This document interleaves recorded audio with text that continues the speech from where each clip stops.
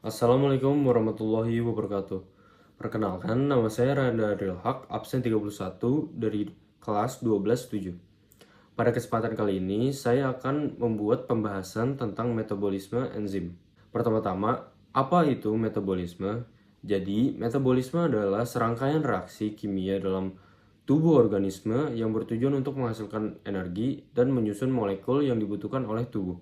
Metabolisme itu terbagi menjadi dua, yaitu anabolisme dan katabolisme. Pertama, saya akan menjelaskan apa itu anabolisme.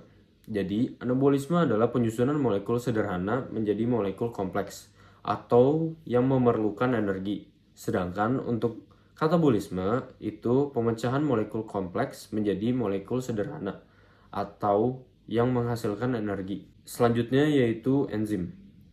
Enzim merupakan molekul protein yang berfungsi sebagai katalisator biologis, yaitu mempercepat laju reaksi kimia tanpa ikut habis dalam reaksi tersebut. Selanjutnya yaitu struktur enzim.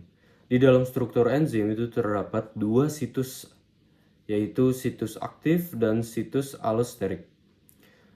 Jadi, situs aktif adalah bagian pada enzim yang secara spesifik mengikat substrat dan tempat berlangsungnya reaksi kimia. Sedangkan untuk situs allosterik adalah tempat pengikat molekul, pengatur, atau efektor yang mengubah aktivitas enzim. Nah, molekul ini bisa mengaktifkan atau menghibisi enzim. Selanjutnya, kita masuk ke komponen enzim.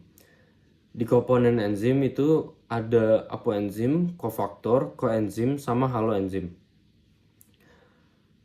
Untuk apoenzim adalah bagian protein enzim atau tidak aktif tanpa komponen non-protein. Kalau untuk kofaktor adalah komponen non-protein yang membantu fungsi enzim seperti ion logam. Contohnya yaitu zinc dan magnesium. Yang ketiga yaitu koenzim.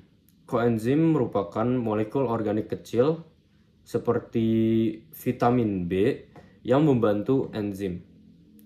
Dan yang terakhir yaitu haloenzim. Haloenzim adalah enzim aktif yang terdiri dari apoenzim dan kofaktor atau koenzim. Berikutnya, saya akan memberitahu sifat-sifat enzim. Nah, enzim itu memiliki sifat yang spesifik terhadap substrat. Yang kedua, yaitu enzim tidak dapat habis dalam reaksi. Yang ketiga, yaitu enzim hanya dapat bekerja pada kondisi tertentu, seperti suhu yang optimal atau pH yang optimal. Yang keempat, yaitu enzim dapat diaktifasi atau dihambat oleh molekul tertentu.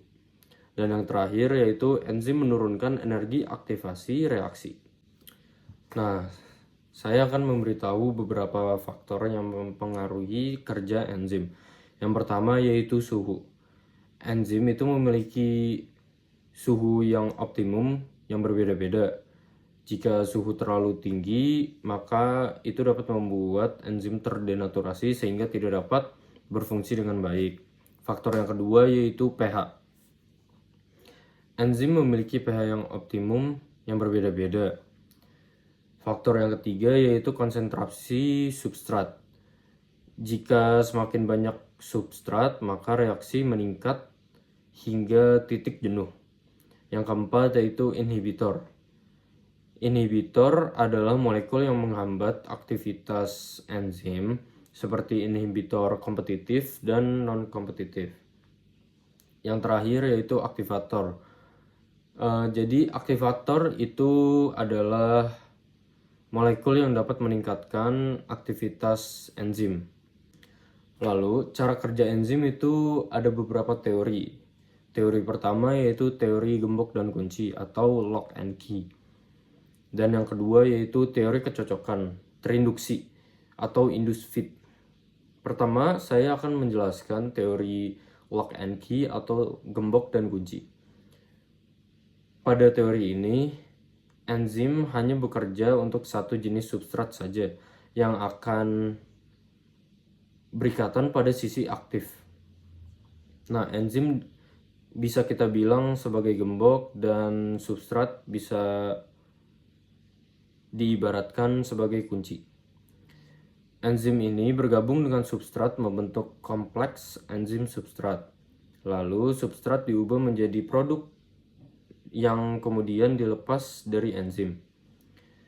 Teori kedua memberitahu kalau kofaktor atau aktivator enzim akan berikatan dengan sisi alosterik dengan cara mengubah bentuk sisi aktif enzim agar dapat mengikat substrat tertentu.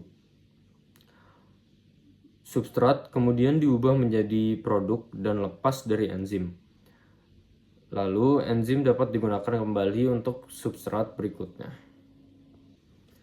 Nah, pada bab ini terdapat tahap yang dinamakan respirasi aerob. Respirasi aerob itu proses katabolisme dengan oksigen sebagai penerimaan elektron terakhir. Tahapnya itu terdapat glikolisis, dekarboksilasi oksidatif, siklus Krebs, dan rantai transport elektron. Tahap pertama yaitu glikolisis.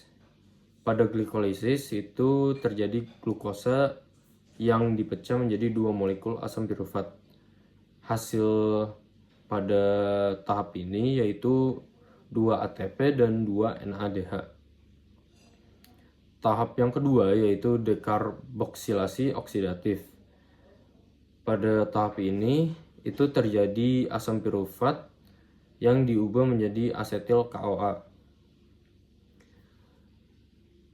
Lalu akan menghasilkan 2 NADH dan 2 CO2.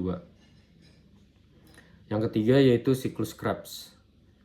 Pada siklus Krebs itu asetil KOA akan diolah menjadi energi. Dan di siklus Krebs itu akan menghasilkan 2 ATP, 6 NADH, 2 FADH, dan 4 CO2. Tahap yang terakhir yaitu rantai transport elektron. Pada tahap ini, elektron dari NADH dan FADH digunakan untuk membentuk ATP. Lalu, tahap ini akan menghasilkan sekitar 32 sampai 34 ATP dan H2O.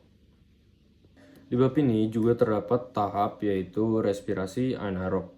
Respirasi anaerob adalah proses respirasi yang berlangsung tanpa oksigen sebagai akseptor elektron. Contohnya yaitu fermentasi alkohol dan fermentasi laktat. Sekian penjelasan dari saya. Wassalamualaikum warahmatullahi wabarakatuh.